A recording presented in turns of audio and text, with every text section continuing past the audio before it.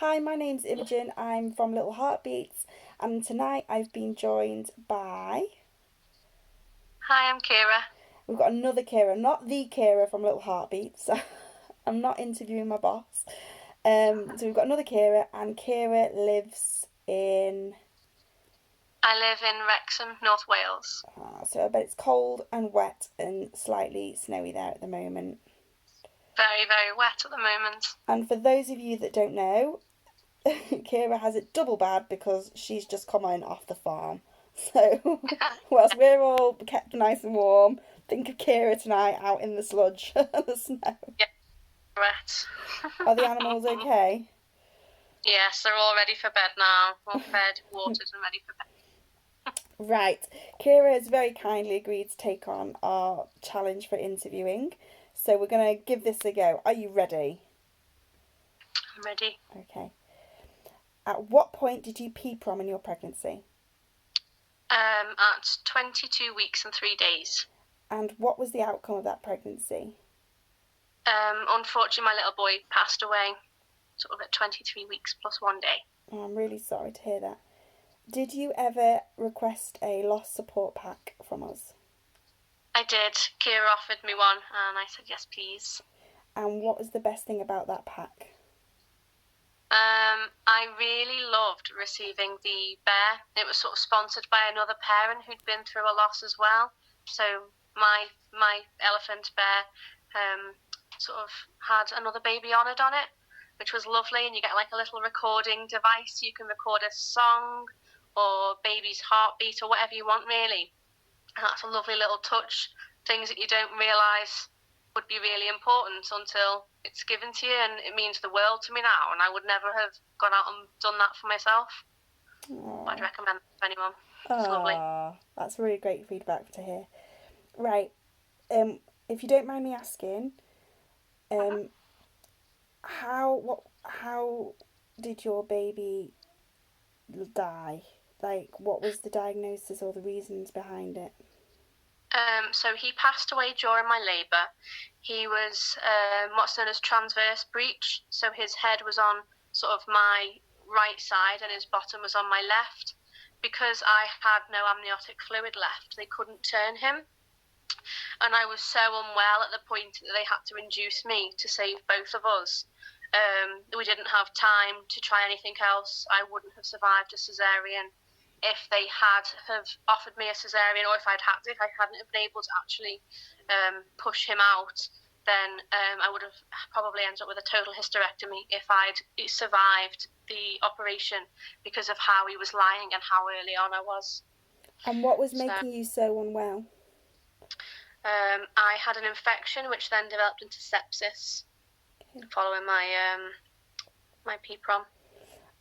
Whenever I think about sepsis, we spoke briefly before we started this interview, and I said that I'd gone through sepsis, and people always say to me, "Oh, what does it feel like? What does it feel like?"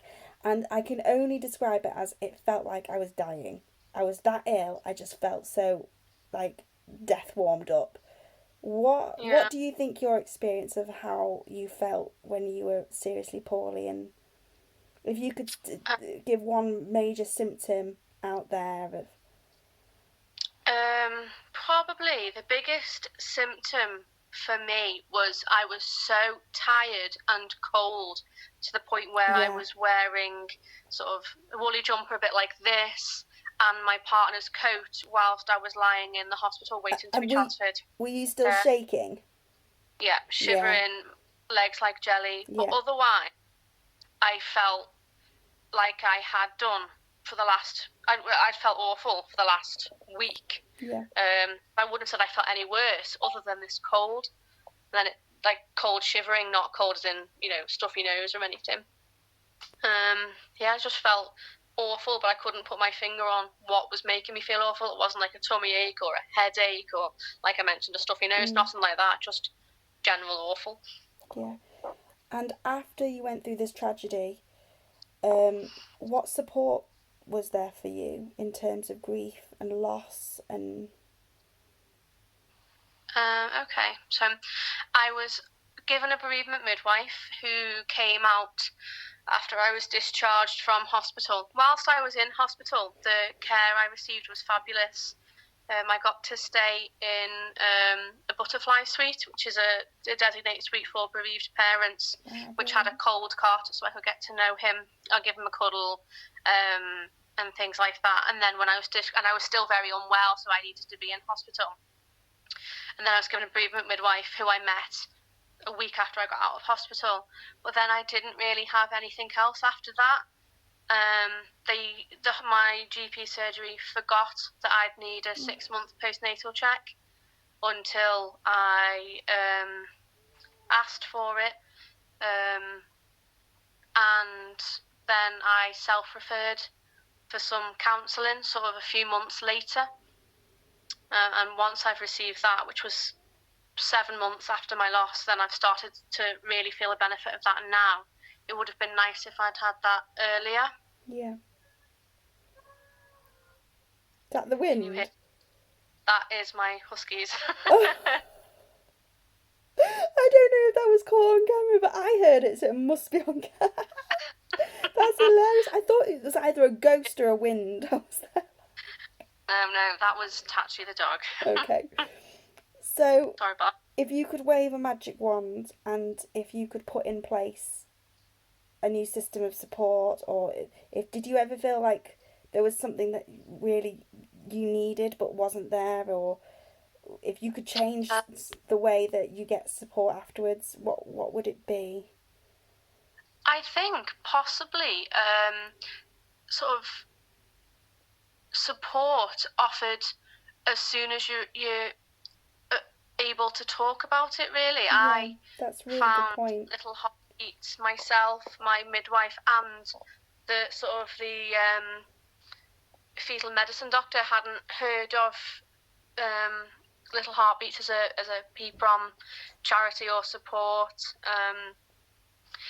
You need to be sort of encouraged to take the help rather than given a leaflet and sent on your way to ring. Because you're not thinking of anything. You're grieving the loss of your child, and then there's everyone consoling you, your sort of friends, family. You get your sympathy cards, and you need a break from it. So you're never going to pick up the leaflets and go through your memory box when you're feeling like that. Yeah. It needs to be something which is encouraged and sort of almost, because there is a taboo surrounding baby loss. Yeah, absolutely. There should be less of a taboo about seeking help for baby loss as well.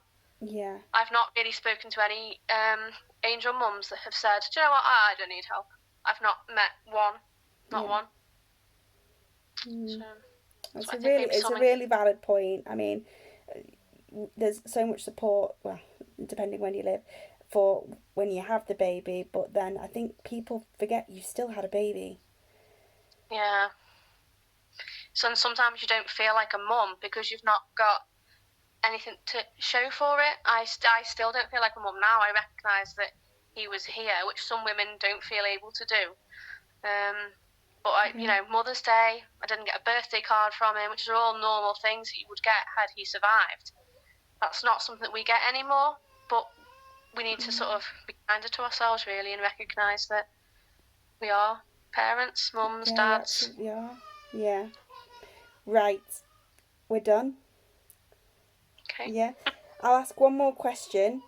How important is it for anyone out there to reach out and get that help that they need if they've gone through what you've gone through?